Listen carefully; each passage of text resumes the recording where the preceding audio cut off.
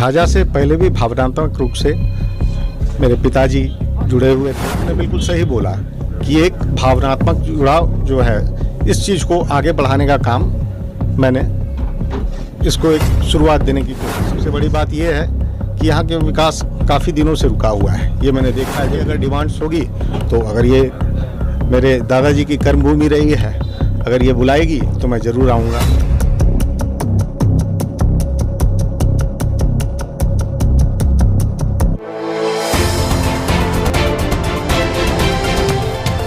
इस वक्त हम झाझा के पुरानी बाजार में मौजूद है और आपको बता दें कि बिहार के लाल कहे जाने वाले जमुई को जिसने अपने बेटे की तरह एक सींचने का काम किया है, पूर्व मंत्री स्वर्गीय नरेंद्र सिंह की मैं बात कर रहा हूं। आज बेशक वो पंचतत्व में विलीन हो गए हैं, लेकिन उनके आदर्शों को लेकर आज भी उनके सभी पुत्र एक तरह से कहें तो सामाजिक जिम्मेवारियों के साथ अपने पद को आगे बढ़ाते नजर आ रहे हैं।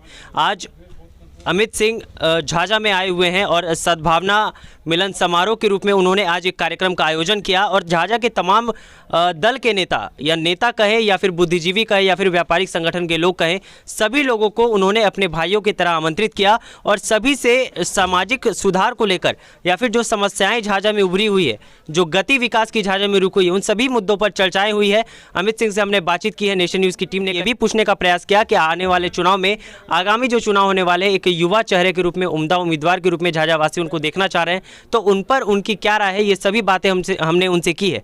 क्या कुछ बातें निकल कर आई है, देखिए हमारे इस खास रिपोर्ट। आज झाझा में सद्भावना मिलन समारोह आपने किया, क्या इसको देखा जाए एक तरह से तो भावनात्मक रूप से आप झाझा से फिर से एक बार जुड़ने को लेकर अपनी मुहिम रखना चाह रहे हैं? बिल्कुल, झाझा से पहले भी भावनात्मक रूप से मेरे पिताजी जुड़े हुए थे। मेरे दादाजी तो खैर यहाँ से पहली बार अपने राजनीतिक जीवन का सफ़र का शुरुआत ही किए थे। और आपने बिल्कुल सही बोला कि एक भावनात्मक जुड़ाव जो है, इस चीज़ को आगे बढ़ाने का काम मैंने इसको एक शुरुआत देने की कोशिश की है सद्भावना मिलन समारोह के थ्रू।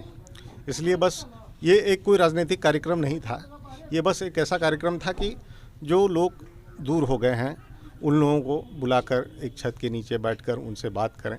ठीक है, एक जो संवाद है, जो दूरी बन गई थी, उस संवाद को फिर से उसकी शुरुआत करें।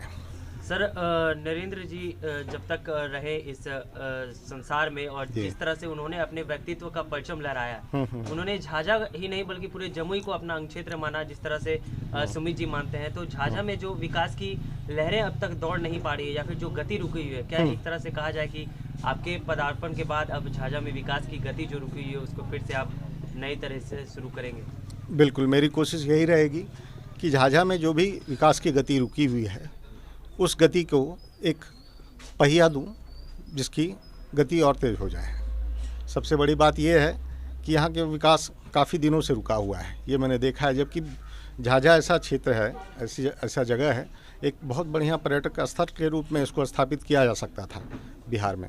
इतने दिन से एक सरकार जो 15 साल से है, 15 साल से ज़्यादा हो चुका है, लेकिन उसके बावजूद भी यहाँ पे कुछ ध्यान नहीं दिया जा रहा। ये मैंने देखा इस चीज़ को, और भी बहुत चीज़ों में पिछड़ा हुआ है, जबकि यहाँ पे बहुत सारी संभावनाएं हैं जिसको किया जा सकता है।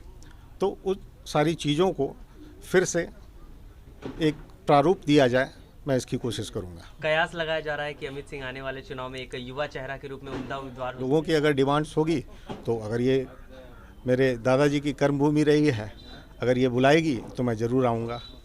युवाओं के लिए सर क्या मतलब आपकी तरफ से वैकल्पिक सुविधाएं या फिर आप अपने स्तर से किस तरह से दृष्टिकोण में देखते हैं इसको? देखिए, युवाओं के लिए तो अभी सबसे बड़ा मुद्दा है रोज़गार, जो कि यहाँ ना के बराबर है। सबसे पहला मुद्दा तो वही रहेगा कि किसी न किसी तरह से रोज़गार को हम लोग उन्नत करें। रोज़गार की जो जननी आवश्यकताएँ हैं, उस चीज़ को हम लोग बढ़ावा दें। ठीक है, तो मेरा पहला मुद्दा यही रहेगा कि युवाओं के लिए सबसे पहला चीज़ है रोजगार। सर, पहली बार अगर कहा जाए तो पहली बार आपका ये कार्यक्रम था, वासियों से क्या कहेंगे? ये यहाँ झाझा वासियों का प्यार है।